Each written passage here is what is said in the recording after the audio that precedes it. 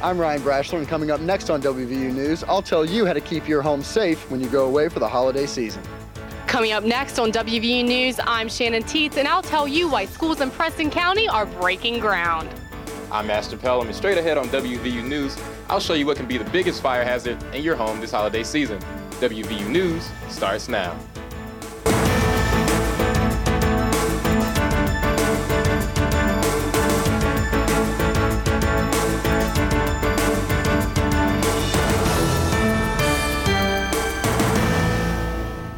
Crime during the holiday season increases nearly 14% compared to the rest of the year. I'm Whitney Wetzel. And straight ahead, we'll tell you how to keep your home and family safe. I'm Ashton Pelham, and you're watching WVU News, a newscast produced by journalism students at West Virginia University.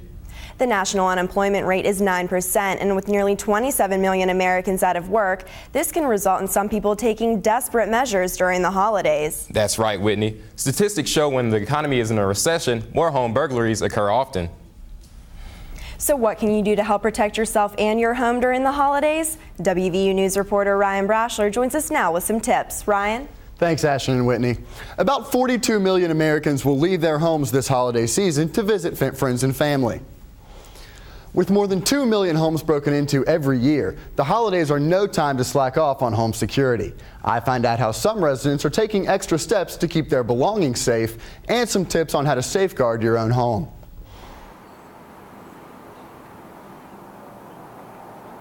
Travis Hudson is a West Virginia University senior who came home from a week-long vacation to find that he and his roommates had been robbed.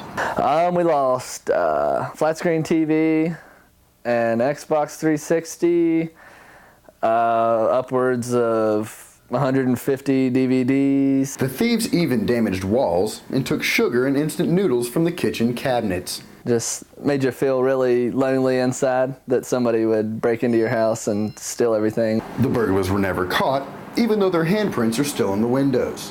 But Morgantown Police Chief Phil Scott says that holiday robberies are all too common. Thieves do target houses during holidays in a couple different ways. Chief Scott says that potential robbers look for overflowing mailboxes and newspapers piling up on the front lawn while choosing which houses to target. According to FBI statistics, a house, apartment, or condominium gets burglarized every 15 seconds. In order to decrease your chances of becoming a victim of a holiday home invasion, always remember to lock your doors and stop your mail.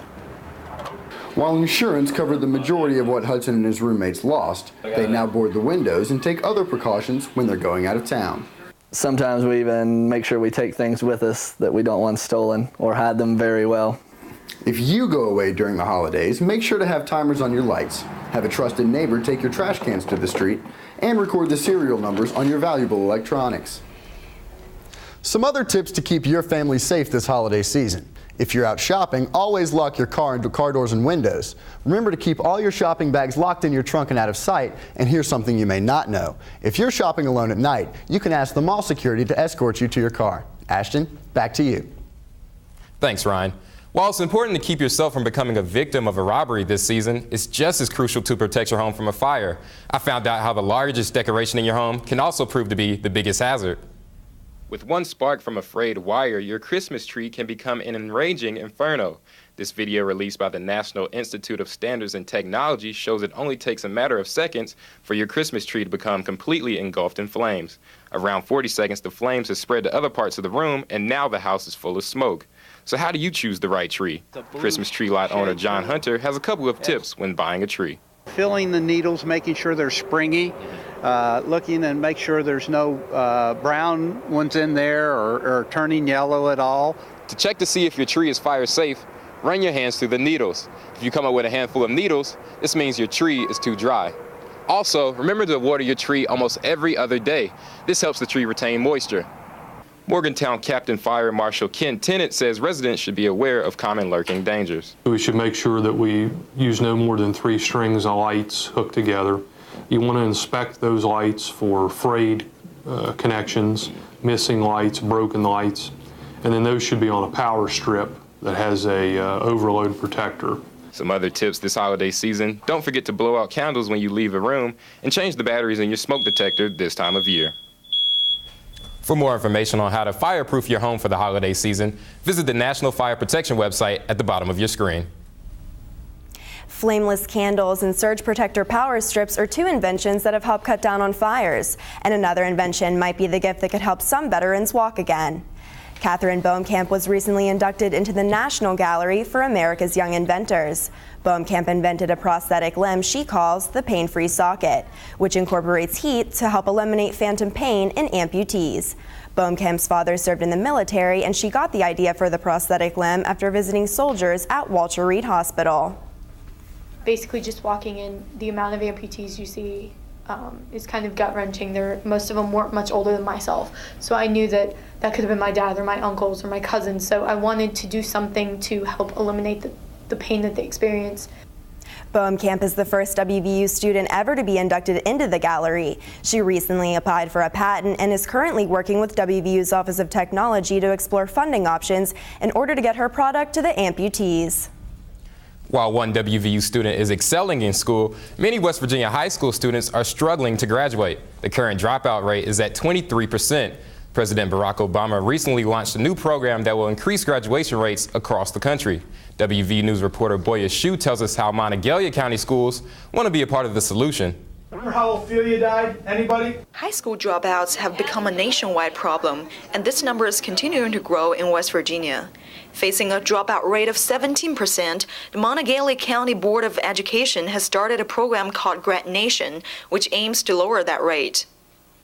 We participated with the Education Alliance and wrote a grant last spring for $10,000. It's a planning grant, and then our county matched those funds so that we were able to invest $20,000 in planning initiatives that we can look at to help address the dropout challenge. The Grant Nation program hosts small forums at local high schools and invites school officials and parents to contribute ideas. Some parents believe building a strong community influence can help solve the problem. I think the driving force really is, as has been pointed out by everybody, parental involvement. Some people say there's no way to change parents, and maybe that's true, but if we can't change parents, we need surrogates. Research shows 1 out of 5 high schoolers in West Virginia is dropping out. That means in a class of 20 like this, 5 students may not even be here by the time of graduation. We also realize that students who get failing grades are indicators also of students that may drop out. So I think once we start identifying those things, then maybe we can start attacking the problem in a little more detail. West Virginia reported an 82% graduation rate this year, which is slightly above the national rate. Boya Shu, WVU News, Morgantown. While the Grad Nation program is looking forward into the future, one school has been stuck in the past. That's right, Whitney. After more than 25 years of trying to get a school improvement bond passed, schools in Preston County are finally getting a much-needed makeover. WVU News reporter Shannon Teets has more with the story. Shannon? Thanks, Whitney and Ashton. Crumbling buildings, faulty electricity, and out-of-date technology finally has Preston County voters saying yes to a multi-million-dollar school bond. I recently visited Preston County schools to find out exactly where all that money will go and how it will affect their community. Preston County schools are getting a facelift that's long overdue. The county recently passed a $39.6 million school construction bond. We were relieved that the community had the courage and the trust back in the Board of Education in order to pass the levy and trust us with that project. The news about the bond passing has both teachers and students excited. Our morale has been brought way up because of this, and when you're very excited, you tend to bring it right back to your classroom. The county will receive an additional $24 million from the State School Building Authority. This will allow schools to have new computer labs and cafeterias. Students at West Preston Middle School are in for the biggest surprise of all. The building you see behind me has been a school for more than 50 years. It will be torn down and a new one built in its place. We're very excited. We just keep thinking about what's to come. We cannot wait. The bond will also fund the construction of 3 new middle schools for each region in the county. And even though the bond passed, it was a narrow victory of only 53 to 47%. The Preston County School Board says the money will go towards repairing older schools as well as merging some of the county schools into new buildings. Improvements are scheduled to begin by the end of the year. Ashton and Whitney, back to you. Thanks, Shannon. You know, Whitney, I can only imagine how excited the parents, teachers, and students are that this school bond's passed. I know, Ashton. I think it's really great for the county. But coming up next on WVU News, we'll tell you which student athlete traveled nearly 8,000 miles to play the sport he loves. I'm Andrea Sauer, and coming up on WVU News, I'll tell you how one student's passion for soccer brought them here from the other side of the world.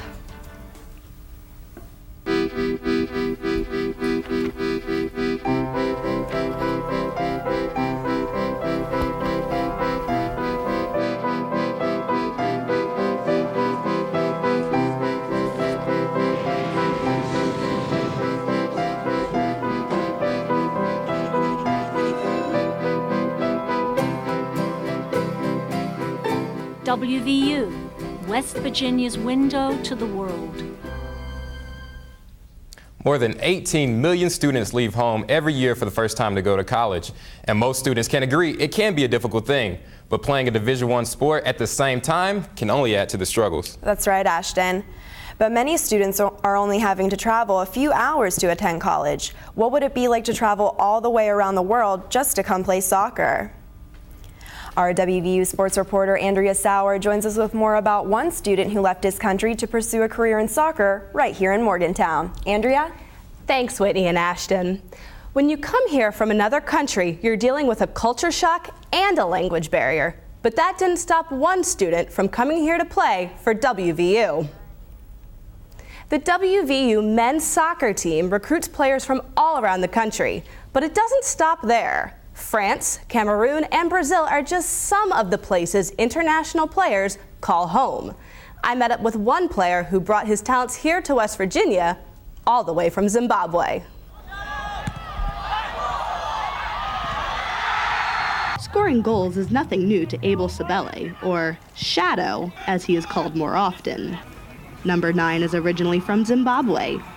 Coming from a part of the world where soccer is more of a way of life than a sport, Shadow started playing at a young age. When I was young, the first thing my mom bought me was a soccer ball. So I had that, and I was just playing around with my brothers and friends. But I started taking it seriously when I was like around 11, 12. And that meant coming to America to play in high school and moving on to play for WVU, where he met head coach Marlon LeBlanc. LeBlanc has some kind words for his player. From a soccer standpoint, he's a fantastic, dynamic midfield playmaker, one of the best in the league and one of the best in the country when he wants to be. Not bad for a sophomore. Not only does Shadow perform on the field with 4 goals and 9 assists, but he also performs well right here in the classroom where he made the athletic director's academic honor roll. We have a lot of people that helps us with academics. We have study hall, and we get a lot of tutors and stuff that help us with academics. So it's been one of my top priorities. Shadow is one of the 4 WVU soccer players named to the All Big East team. He is proud to know that he brings diversity and culture to WVU. Shadow said his main reason for coming to West Virginia was because of his high school soccer coach's relationship with Marlon LeBlanc. The men's soccer team recently ended their season with a 3-2 loss against the University of Akron in the second round of the NCAA championship. Ashton, Whitney, back to you. Thanks, Andrea. Well, I couldn't imagine traveling that far, to go to college, and I'm from Atlanta. Me either, Ashton. I'm actually from right here in West Virginia. I came to school here from Wheeling, and that's only about an hour away from Morgantown, so I can't imagine what that would be like.